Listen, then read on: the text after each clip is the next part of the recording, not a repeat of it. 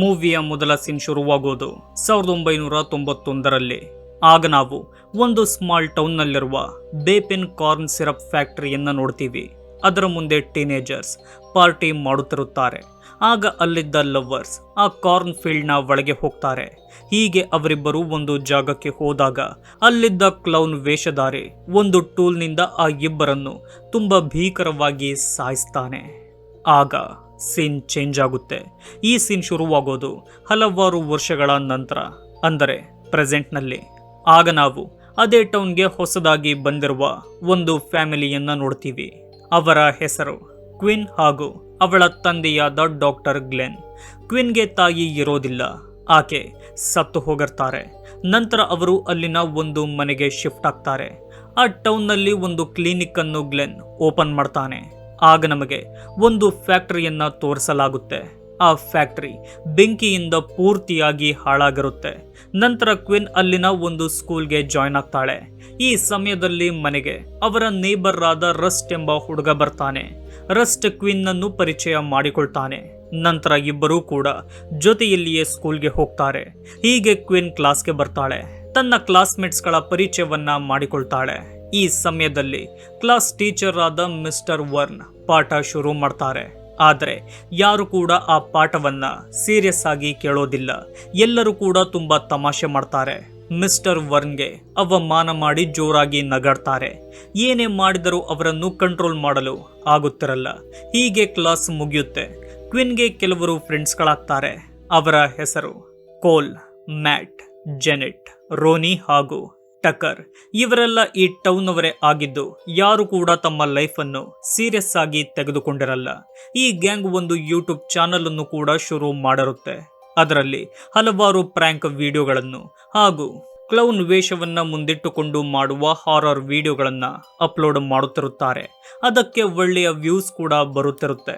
ನಂತರ ಕ್ವಿನ್ ತನ್ನ ತಂದೆಯ ಜೊತೆ ಒಂದು ರೆಸ್ಟೋರೆಂಟ್ನಲ್ಲಿ ಇರ್ತಾಳೆ. ಅಲ್ಲಿಯೇ ಕೆಲಸ ಮಾಡುವ ವೇಟ್ರೆಸ್ ಆದ ಟ್ರೂಡಿ ಅಲ್ಲಿಗೆ ಬಂದು ಆರ್ಡರ್ ತಗೋತಾಳೆ. ಈ ಸಮಯದಲ್ಲಿ ಅಲ್ಲಿಗೆ ಆ ಟೌನ್ನ ಶರೀಫ್ ಆದ ಡನ್ ಎಂಬ ವ್ಯಕ್ತಿ ಬರ್ತಾನೆ. ಅವರ ಜೊತೆ ಚೆನ್ನಾಗಿ ಮಾತನಾಡುವ ಆತ ಕ್ವಿನ್ಗೆ ಒಂದು ಸಜೆಷನ್ ಕೊಡ್ತಾನೆ. ಅದೇನೆಂದರೆ ಈ ಟೌನ್ನ ಟೀನೇಜರ್ಸ್ನ ಜೊತೆ ಹೆಚ್ಚಾಗಿ ಸೇರಬೇಡ ಎಂದು. ಅದೇ ಸಮಯಕ್ಕೆ ಅಲ್ಲಿಗೆ ಆ ಗ್ಯಾಂಗ್ ಬರುತ್ತೆ. ಅವರನ್ನು ನೋಡಿದ ಕ್ವಿನ್ ಅಲ್ಲಿಂದ ಹೊರಟೋಗ್ತಾಳೆ. ಸ್ನೇಹಿತರೆ, ಈ ಟೌನ್ನಲ್ಲಿರುವವರಿಗೆ ಕೋಲ್ನ ಗ್ಯಾಂಗ್ ಎಂದರೆ ಇಷ್ಟ ಇರೋದಿಲ್ಲ. ಅದಕ್ಕೆ ಕಾರಣ ಅವರ ಹುಡುಗಾಟ. ಈ ಟೌನ್ನಲ್ಲಿ ಕ್ಲೌನ್ ಅನ್ನು ಗುಡ್ ಲಕ್ ಎಂದು ಭಾವಿಸ್ತಾರೆ. ಅದಕ್ಕೆ ರೆಸ್ಪೆಕ್ಟ್ ಕೊಡಬೇಕೆಂದು ಇಷ್ಟಪಡ್ತಾರೆ. ಆದರೆ ಈ ಟೀನೇಜರ್ಸ್ ಕ್ಲೌನ್ ವೇಷವನ್ನೇ ಇಟ್ಟುಕೊಂಡು ತಮಾಷೆಯ ವಿಡಿಯೋ ಮಾಡ್ತಾರೆ, ಇಂಟರ್ನೆಟ್ನಲ್ಲಿ ಅಪ್ಲೋಡ್ ಮಾಡ್ತಾರೆ. ಇದೆಲ್ಲ ಇಲ್ಲಿನ ಟೌನ್ ಅವರಿಗೆ ಇಷ್ಟ ಆಗುತ್ತಿರಲ್ಲ. ಇವರು ನಮ್ಮ ಕಲ್ಚರನ್ನು, ಟ್ರೆಡಿಷನ್ ಅನ್ನು ಹಾಳು ಮಾಡುತ್ತಿದ್ದಾರೆ ಎಂದು ಇವರನ್ನು ಇಷ್ಟಪಡುತ್ತಿರೋದಿಲ್ಲ. ಹಾಗೆ ನಾವು ಒಂದು ಸೀನ್ನಲ್ಲಿ ನೋಡಿದ ಬೇಪೆನ್ ಕಾರ್ನ್ ಸಿರಪ್ ಫ್ಯಾಕ್ಟರಿಗೆ ಬೆಂಕಿ ಬಿದ್ದಿದ್ದು ಕೂಡ ಇವರಿಂದಲೇ ಎಂದು ಆರೋಪ ಮಾಡಿರ್ತಾರೆ. ಆದರೆ ಕೋಲ್ ಆ ಆರೋಪವನ್ನ ಒಪ್ಪೋದಿಲ್ಲ. ಒಂದು ದಿನ ನಾವು ಫ್ಯಾಕ್ಟರಿಯಲ್ಲಿ ಒಂದು ವಿಡಿಯೋ ಶೂಟ್ ಮಾಡಲು ಹೋಗಿದ್ದು. ನಂತರ ಅಲ್ಲಿಂದ ನಾವು ಬಂದ ಮೇಲೆ ಯಾವುದೋ ಶಾರ್ಟ್ ಸರ್ಕ್ಯೂಟ್ನಿಂದ ಫ್ಯಾಕ್ಟರಿಗೆ ಬೆಂಕಿ ಬಿತ್ತು. ನಮ್ಮಿಂದ ಆ ಕೆಲಸ ಆಗಿಲ್ಲ ಎಂದು ಕ್ವಿನ್ಗೆ ಹೇಳ್ತಾನೆ. ಕ್ವಿನ್ ಕೂಡ ಅವನ ಮಾತನ್ನು ನಂಬ್ತಾಳೆ. ಹೀಗೆ ಕ್ವಿನ್ ಅವರ ಗ್ಯಾಂಗ್ನಲ್ಲಿ ಒಬ್ಬಳಾಗ್ತಾಳೆ. ನಂತರ ಅವರು ಓಟಿಸ್ ಎಂಬ ಶಾಪ್ ಕೀಪರ್ನ ಬಳಿ ಹೋಗ್ತಾರೆ. ಅಂಡರ್ ಏಜ್ ನಲ್ಲಿರೋ ಅವರಿಗೆ ಓಟಿಸ್ ಡ್ರಿಂಕ್ಸ್ ಕೊಡಲು ಒಪ್ಪೋದಿಲ್ಲ. ಆಗ ಅವರು ಅಲ್ಲಿಯೇ ಫೇಕ್ ಜಗಳ ಮಾಡಿ ಅವನನ್ನು ಯಾಮಾರಿಸಿ ವೈನ್ ಬಾಟಲ್ಗಳನ್ನ ಎತ್ತಿಕೊಳ್ತಾರೆ. ಅಲ್ಲಿಂದ ಒಂದು ಜಾಗಕ್ಕೆ ಹೋಗ್ತಾರೆ. ಅಲ್ಲಿಯೇ ಡ್ರಿಂಕ್ಸ್ ಮಾಡ್ತಾರೆ.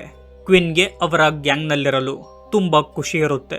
ಹೀಗೆ ಅವರೆಲ್ಲ ಮಾತಾಡುವಾಗ ಒಂದು ಜಾಗದಲ್ಲಿದ್ದ ಮ್ಯಾಟ್ ಅಲ್ಲಿಗೆ ಬರ್ತಾನೆ.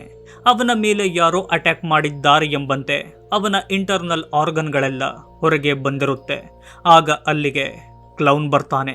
ಅದನ್ನು ನೋಡಿದ ಕ್ವಿನ್ ಜೋರಾಗಿ ಕಿರುಚಾಡಿಕೊಂಡು ಅಲ್ಲಿಂದ ಓಡಿ ಹೋಗಲು ಪ್ರಯತ್ನ ಪಡ್ತಾಳೆ. ಆಗ ಅವಳಿಗೆ ಗೊತ್ತಾಗುತ್ತೆ ಇದು ಮ್ಯಾಟ್ ಹಾಗೂ ಟಕರ್ ಮಾಡಿದ ಪ್ರ್ಯಾಂಕ್ ಎಂದು. ಅದನ್ನು ಜೆನೆಟ್ ವಿಡಿಯೋ ಕೂಡ ಮಾಡಿರ್ತಾಳೆ. ನಂತರ ಅದನ್ನು ಅವರ ಚಾನಲ್ಗೆ ಅಪ್ಲೋಡ್ ಮಾಡಲಾಗುತ್ತೆ. ನಂತರ ಕೋಲ್ ಹಾಗೂ ಕ್ವಿನ್ ತುಂಬಾ ಹೊತ್ತು ಮಾತಾಡ್ತಾರೆ. ಇಬ್ಬರ ಮಧ್ಯೆ ಒಳ್ಳೆಯ ಬಾಂಡಿಂಗ್ ಬೆಳೆಯುತ್ತೆ. ಇಬ್ಬರೂ ಕೂಡ ಒಬ್ಬರನ್ನೊಬ್ಬರು ಇಷ್ಟಪಡಲು ಶುರು ಮಾಡ್ತಾರೆ. ನಂತರ ಮನೆಗೆ ಬರುವ ಕ್ವಿನ್ ಜೆನೆಟ್ ಅಪ್ಲೋಡ್ ಮಾಡಿರುವ ಆ ವಿಡಿಯೋವನ್ನ ನೋಡ್ತಾಳೆ. ಹೀಗೆ ನೋಡುವಾಗ ಅವಳಿಗೆ ಅದೇ ವಿಡಿಯೋದಲ್ಲಿ ಮತ್ತೊಂದು ಜಾಗದಲ್ಲಿರುವ ಕ್ಲೌನ್ ಕಾಣುತ್ತೆ. ಅದನ್ನು ನೋಡಿದ ಅವಳಿಗೆ ಸ್ವಲ್ಪ ಶಾಕ್ ಆಗುತ್ತೆ. ನಂತರ ಅದನ್ನು ಸ್ಕ್ರೀನ್ ಶಾಟ್ ತೆಗೆದುಕೊಂಡು ಗ್ರೂಪ್ಗೆ ಸೆಂಡ್ ಮಾಡ್ತಾಳೆ. ಆ ಫೋಟೋವನ್ನ ನೋಡಿದ ಟಕ್ಕರ್ಗೆ ಇದೇಗೆ ಸಾಧ್ಯ ಎಂದು ಅನ್ನಿಸುತ್ತೆ. ಈ ಸಮಯದಲ್ಲಿ ಮನೆಗೆ ಯಾರೋ ಬಂದಿದ್ದಾರೆ ಎಂದು ಅನ್ನಿಸಿ ಎಲ್ಲ ರೂಮ್ಗಳನ್ನು ಚೆಕ್ ಮಾಡ್ತಾನೆ. ಮ್ಯಾಟ್ ತಮಾಷೆ ಮಾಡುತ್ತಿದ್ದಾನೆ ಎಂದು ಆತ ಅಂದುಕೊಂಡಿರ್ತಾನೆ. ಹೀಗೆ ಟಕರ್ ಅವನ ರೂಮ್ಗೆ ಬಂದಾಗ ಅಲ್ಲಿಯೇ ಅವನಿಗೆ ಕ್ಲೌನ್ನ ಮ್ಯೂಸಿಕ್ ಬಾಕ್ಸ್ ಕಾಣುತ್ತೆ. ಹೀಗೆ ನೋಡುತ್ತಿದ್ದಂತೆ ಅಲ್ಲಿಯೇ ಇದ್ದ ಕ್ಲೌನ್ ಚಾಕುಯಿಂದ ಟಕರ್ನ ಕತ್ತಿನ ಮೇಲೆ ಅಟ್ಯಾಕ್ ಮಾಡ್ತಾನೆ. ಆಗ ಟಕರ್ನ ಕತ್ತಿನಿಂದ ಅತಿಯಾದ ರಕ್ತ ಹೋಗಿ ಆತ ಸತ್ತೋಗ್ತಾನೆ. ಅವನನ್ನ ಸಾಯಿಸಿದ್ದು ಯಾರು ಎಂದು ನಮಗೆ ಗೊತ್ತಾಗಲ್ಲ. ನಂತರ ನಮಗೆ ಕೋಲ್ನ ಫ್ಯಾಮಿಲಿಯನ್ನ ತೋರಿಸ್ತಾರೆ. ಸ್ನೇಹಿತರೆ, ಕೋಲ್ನ ತಂದೆ ಆರ್ಥರ್ ಆ ಟೌನ್ನ ಮೇಯರ್ ಆಗಿರ್ತಾನೆ. ಮತ್ತೊಂದು ವಿಷಯವೇನೆಂದರೆ ಬೆಂಕಿಯಿಂದ ಸುಟ್ಟು ಹೋಗಿರುವ ಆ ಬೇಪನ್ ಕಾರ್ನ್ ಸಿರಪ್ ಫ್ಯಾಕ್ಟರಿ ಕೂಡ ಇವರದೇ ಆಗಿರುತ್ತೆ. ಈ ಸಮಯದಲ್ಲಿ ನಮಗೆ ಗೊತ್ತಾಗುವುದೇನೆಂದರೆ ಆರ್ಥರ್ಗೆ ತನ್ನ ಮಗ ಎಂದರೆ ಇಷ್ಟ ಇಲ್ಲ ಎಂದು. ನಂತರ ಆ ಟೌನ್ನಲ್ಲಿ ಒಂದು ಫೆಸ್ಟಿವಲ್ ನಡೆಯುತ್ತೆ. ಎಲ್ಲ ಜನರು ಅಲ್ಲಿ ಸೇರ್ತಾರೆ. ದೊಡ್ಡ ಕ್ಲೌನ್ ಮೂರ್ತಿಯನ್ನೇ ಮೆರವಣಿಗೆ ಮಾಡ್ತಾರೆ. ಈ ಸಮಯದಲ್ಲಿ ಒಬ್ಬ ಕುಡುಕನ ಕಾರಣದಿಂದ ಅಲ್ಲಿದ್ದ ಫಸಲಿಗೆ ಬೆಂಕಿ ಬೀಳುತ್ತೆ. ಮೆರವಣಿಗೆ ಹಾಳಾಗುತ್ತೆ. ಕ್ಲೌನ್ ಮೂರ್ತಿ ಕೆಳಗೆ ಬಿದ್ದು ಅದರ ತಲೆ ಕಟ್ಟಾಗುತ್ತೆ. ಆಗ ಅಲ್ಲಿಗೆ ಬರುವ ಶರೀಫ್ ಡನ್ ಇದನ್ನೆಲ್ಲ ಮಾಡಿದ್ದು ನೀವೇ ಎಂದು ಕೋಲ್ ಗ್ಯಾಂಗ್ ಅನ್ನು ಎಳೆದುಕೊಂಡು ಹೋಗಿ ಜೈಲಿನಲ್ಲಿ ಕೂರಿಸ್ತಾನೆ. 2 ದಿನದ ನಂತರ ಅವರನ್ನು ರಿಲೀಸ್ ಮಾಡಲಾಗುತ್ತೆ. ಇದರಿಂದ ಗ್ಲೆನ್ಗೆ ತನ್ನ ಮಗಳಿನಿಂದ ತುಂಬಾ ಬೇಜಾರಾಗುತ್ತೆ. ಇತ್ತ ಮ್ಯಾಟ್ ತನ್ನ ಮನೆಯ ಗ್ಯಾರೇಜ್ನಲ್ಲಿ ವರ್ಕೌಟ್ ಮಾಡುವಾಗ ಅವನಿಗೆ ಮ್ಯೂಸಿಕ್ ಬಾಕ್ಸ್ ಸಿಗುತ್ತೆ. ನಂತರ ಅದನ್ನು ಬಿಸಾಕ್ತಾನೆ. ಆಗ ಅಲ್ಲಿಗೆ ಕ್ಲೌನ್ ಬರ್ತಾನೆ.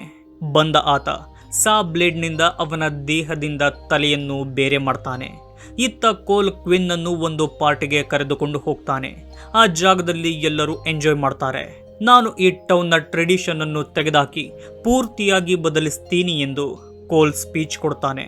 ನಂತರ ಕ್ವಿನ್, ರೋನಿ ಹಾಗೂ ಜೆನೆಟ್ ಹೊರಗಡೆ ಇರುವಾಗ ಜಿಂಜರ್ ಎಂಬ ಹುಡುಗಿ ಕಾರ್ನ್ ಫೀಲ್ಡ್ನಿಂದ ಕಿರುಚಾಡಿಕೊಂಡು ಹೊರಗೆ ಬರ್ತಾಳೆ. ಅವಳಿಗೆ ಯಾರೋ ಬಾಣವನ್ನ ಹೊಡೆದಿರ್ತಾರೆ. ಆದರೆ ಅವರು ಅದನ್ನು ಸೀರಿಯಸ್ ಆಗಿ ತಗೊಳ್ಳಲ್ಲ. ಏಕೆಂದರೆ ಅವರಿಗೆ ಗೊತ್ತಿರುತ್ತೆ ಇದು ನಮ್ಮನ್ನು ಹೆದರಿಸೋದಕ್ಕೆ ಮಾಡಿರುವ ಪ್ರ್ಯಾಂಕ್ ಎಂದು. ಆಗ ಅವರು ಅಲ್ಲಿಗೋಗ್ತಾರೆ. ಕಾರ್ನ್ ಫೀಲ್ಡ್ನಿಂದ ಮ್ಯಾಟ್ನ ತಲೆಯನ್ನು ಅವರ ಬಳಿ ಯಾರೋ ಎಸಿತಾರೆ. ಅದನ್ನು ನೋಡಿದ ಅವರು ಆಗಲೂ ಹೆದರದೆ ಇದು ಕೂಡ ಫೇಕ್ ಎಂದು ನಗಾಡ್ತಾರೆ. ಆಗ ಕ್ವಿನ್ಗೆ ಗೊತ್ತಾಗುತ್ತೆ ಜಿಂಜರ್ ನಿಜವಾಗಿಯೂ ಸತ್ತು ಹೋಗಿದ್ದಾಳೆ ಎಂದು. ಅಂದರೆ ಅವರ ಕೈನಲ್ಲಿರೋದು ನಿಜವಾದ ಮ್ಯಾಟ್ನ ತಲೆ ಎಂದು ಗೊತ್ತಾಗುತ್ತೆ. ಜೋರಾಗಿ ಕಿರುಚಾಡ್ತಾರೆ. ಆಗ ಫೀಲ್ಡ್ನಿಂದ ಹೊರಗೆ ಬರುವ ಒಬ್ಬ ಕ್ಲೌನ್ ಅವರ ಮೇಲೆ ಬಾಣದಿಂದ ಅಟ್ಯಾಕ್ ಮಾಡ್ತಾನೆ. ಕೆಲವರನ್ನ ಸಾಯಿಸ್ತಾನೆ. ನಂತರ ಆ ಮೂವರನ್ನ ಕೊಲ್ಲಲು ತುಂಬಾ ಪ್ರಯತ್ನ ಪಟ್ಟಾಗ ಅಲ್ಲಿಗೆ ಶಾರ್ಟ್ ಗನ್ ಹಿಡಿದು ಬರುವ ರಸ್ಟ್ ಅವನಿಗೆ ಶೂಟ್ ಮಾಡಿ ಸಾಯಿಸ್ತಾನೆ. ನೋಡುತ್ತಿದ್ದಂತೆ ಆ ಜಾಗಕ್ಕೆ ಹಲವಾರು ಕ್ಲೌನ್ಗಳು ವಿಚಿತ್ರವಾದ ವೆಪನ್ಗಳನ್ನ ಹಿಡಿದು ಅವರನ್ನು ಕೊಲ್ಲಲು ಬರ್ತಾರೆ. ಆಗ ರಸ್ಟ್ ಮತ್ತೊಬ್ಬನಿಗೆ ಶೂಟ್ ಮಾಡಿ ಅವನ ಕೈಯನ್ನು ಬ್ಲಾಸ್ಟ್ ಮಾಡ್ತಾನೆ. ಆಗ ಅವರೆಲ್ಲ ಒಂದು ಶೆಡ್ನಲ್ಲಿ ಲಾಕ್ ಆಗ್ತಾರೆ. ಅದರ ಒಳಗೆ ಬರಲು ಆ ಕ್ಲೌನ್ಗಳು ತುಂಬಾ ಪ್ರಯತ್ನ ಪಡ್ತಾರೆ. ಇತ್ತ ಗ್ಲೆನ್ ತುಂಬಾ ಸಮಯವಾದರೂ ಕ್ವಿನ್ ಮನೆಗೆ ಬರದ ಕಾರಣ ತಾನೇ ಅವಳನ್ನು ಹುಡುಕಲು ಮುಂದಾಗ್ತಾನೆ. ಈ ಸಮಯದಲ್ಲಿ ತನ್ನ ಕ್ಲಿನಿಕ್ ಲೈಟ್ ಆನ್ ಆಗಿರುವುದನ್ನು ನೋಡಿ ಏನೆಂದು ಚೆಕ್ ಮಾಡಲು ಹೋಗ್ತಾನೆ. ಯಾರೋ ಬಾಗಿಲನ್ನ ಹೊಡೆದು ಒಳಗೋಗಿರ್ತಾರೆ. ಆಗ ಅಲ್ಲಿಯೇ ಇದ್ದ ಕ್ಲೌನ್ ಚಾಕುಯಿಂದ ಹೆದರಿಸಿ ಕೈಯಿಲ್ಲದ ಮತ್ತೊಬ್ಬ ಕ್ಲೌನ್ನ ಬಳಿ ಅವನನ್ನು ಕರೆದುಕೊಂಡು ಹೋಗ್ತಾನೆ. ಅವನಿಗೆ ಟ್ರೀಟ್ಮೆಂಟ್ ಕೊಡು ಎಂದು ತುಂಬಾ ಹೆದರಿಸ್ತಾನೆ. ಇತ್ತ ಶೆಡ್ನ ಒಳಗಿದ್ದ ಅವರಿಗೆ ಒಂದು ಡ್ರೈನೇಜ್ ಹೋಲ್ ಕಾಣುತ್ತೆ. ಆ ಗಟರ್ನಲ್ಲಿ ಹೋಗೋಣ ಎಂದು ನಿರ್ಧಾರ ಮಾಡಿ ಒಂದು ಟ್ರ್ಯಾಪ್ ಅನ್ನು ರೆಡಿ ಮಾಡ್ತಾರೆ. ಹೇಗೋ ಮಾಡಿ ಆ ಜಾಗದಲ್ಲಿ ಒಂದು ಬ್ಲಾಸ್ಟ್ ಮಾಡಿ ಆ ಹೋಲ್ನ ಮೂಲಕ ಎಲ್ಲರೂ ಹೊರಗೆ ಬರ್ತಾರೆ.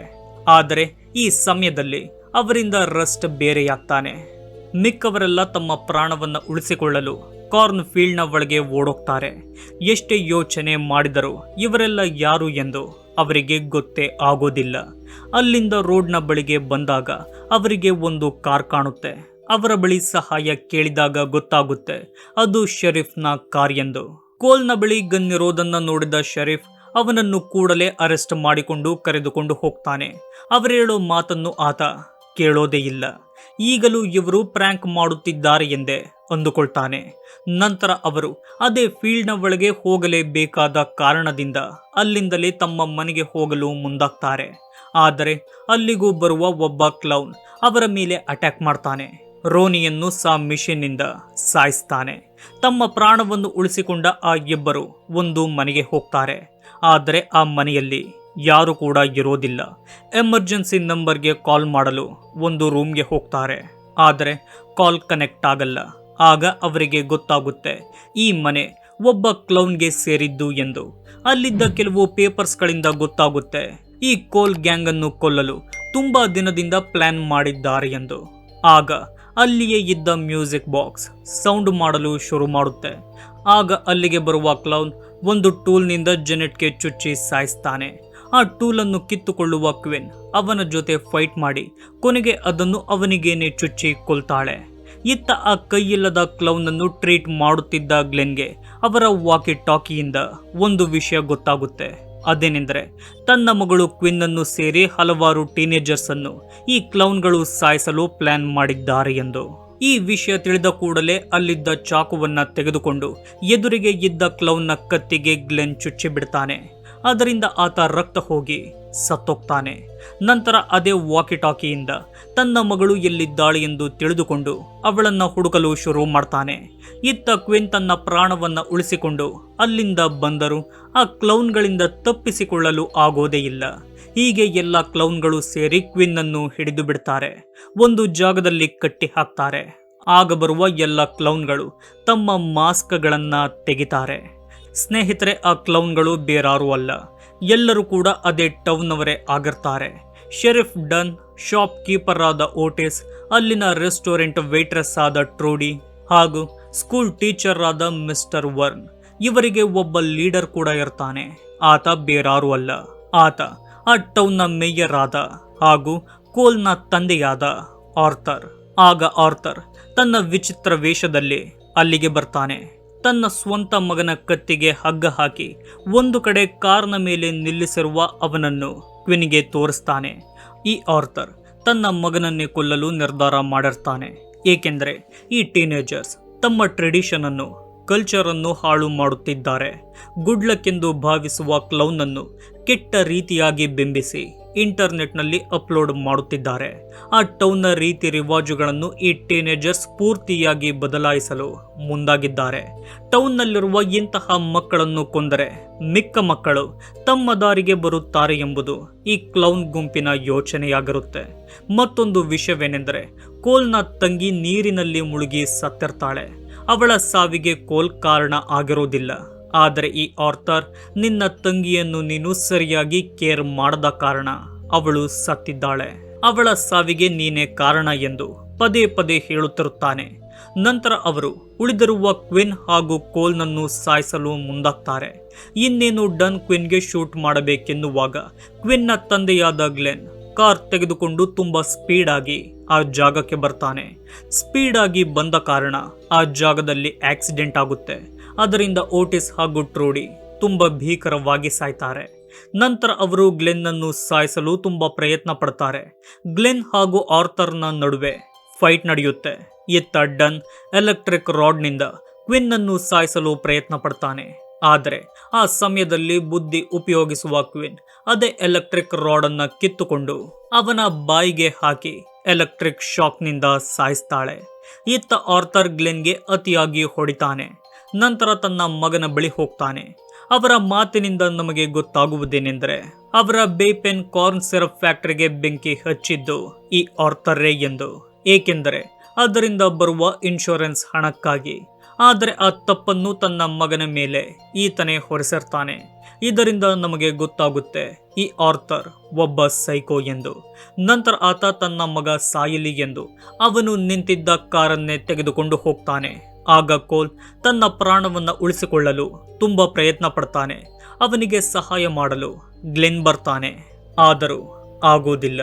ಇನ್ನೇನು ಆತ ಸಾಯಬೇಕೆನ್ನುವಾಗ ಅಲ್ಲಿಗೆ ಬರುವ ರಸ್ಟ್ ಶಾರ್ಟ್ ಗನ್ನಿಂದ ಶೂಟ್ ಮಾಡಿ ಆ ಹಗ್ಗವನ್ನ ಕತ್ತರಿಸ್ತಾನೆ. ಕೋಲ್ ಜೀವಂತವಾಗಿ ಕೆಳಗೆ ಬೀಳ್ತಾನೆ. ಆಗ ಕ್ವಿನ್ ಅಲ್ಲಿಗೆ ಬರ್ತಾಳೆ.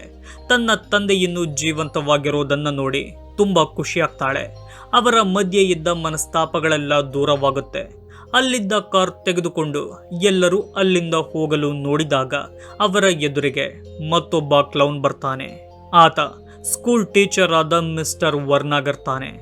ಆಗ ಅವರು ಅದೇ ಕಾರ್ನಿಂದ ಅವನನ್ನ ಕೊಲ್ತಾರೆ. ಆಗ ಸೀನ್ ಚೇಂಜ್ ಆಗುತ್ತೆ. ಈ ಸೀನ್ ಶುರುವಾಗೋದು ಕೆಲ ತಿಂಗಳ ನಂತರ. ಮೇಯರ್ನ ಬಗ್ಗೆ ಟೌನ್ನ ಜನರಿಗೆಲ್ಲ ಗೊತ್ತಾಗಿರುತ್ತೆ. ಈಗಾಗ್ಲೇನೆ ಮೇಯರ್ ಆಗುವ ತಯಾರಿಯಲ್ಲಿರ್ತಾನೆ. ಕ್ವಿನ್ ಒಂದು ಯೂನಿವರ್ಸಿಟಿಯಲ್ಲಿ ಜಾಯ್ನ್ ಆಗಲು ಸಿಟಿಗೆ ಹೋಗುತ್ತಿರುತ್ತಾಳೆ. ತನ್ನ ತಂದೆ ಹಾಗೂ ಫ್ರೆಂಡ್ಸ್ಗಳಿಗೆಲ್ಲ ಹೇಳಿ ಅಲ್ಲಿಂದ ಹೊರಡ್ತಾಳೆ. ಹೀಗೆ ಕಾರ್ನಲ್ಲಿ ಹೋಗುವಾಗ ಅಲ್ಲಿಯೇ ಅವಳಿಗೆ ಅದೇ ಕ್ಲೌನ್ ಮ್ಯೂಸಿಕ್ ಬಾಕ್ಸ್ ಸಿಗುತ್ತೆ. ಅಲ್ಲಿಗೆ ಕ್ಲೌನ್ ಇನ್ ಎ ಕಾರ್ನ್ಫೀಲ್ಡ್ ಮೂವಿಯನ್ನ ಎಂಡ್ ಮಾಡಲಾಗಿದೆ. ಸ್ನೇಹಿತರೆ, ಈ ಮೂವಿಯಲ್ಲಿ ಎಲ್ಲ ಕ್ಲೌನ್ಗಳು ಸತ್ತರು, ಆದರೆ ಅವರ ಲೀಡರ್ ಆದ ಆರ್ಥರ್ ಸತ್ತಿಲ್ಲ. ಅಂದರೆ ಈ ಮೂವಿಯ ಸೆಕೆಂಡ್ ಪಾರ್ಟ್ ಬಂದರೂ ಬರಬಹುದು ಎಂದು ನಮಗೆ ಅನ್ನಿಸುತ್ತೆ. ಸ್ನೇಹಿತರೆ, ಈ ವಿಡಿಯೋ ನಿಮಗೆ ಇಷ್ಟವಾಗಿದೆ ಎಂದುಕೊಳ್ತೀನಿ. ಇಷ್ಟವಾಗಿದ್ದರೆ ಈ ವಿಡಿಯೋಗೆ ಲೈಕ್, ಶೇರ್, ಕಮೆಂಟ್ ಮಾಡಿ. ಇದೇ ರೀತಿಯ ವಿಡಿಯೋಗಳಿಗಾಗಿ ನಮ್ಮ ಚಾನಲ್ ಅನ್ನು ಸಬ್ಸ್ಕ್ರೈಬ್ ಮಾಡಿಕೊಳ್ಳಿ. ವಿಡಿಯೋ ನೋಡಿದ್ದಕ್ಕೆ ಧನ್ಯವಾದಗಳು.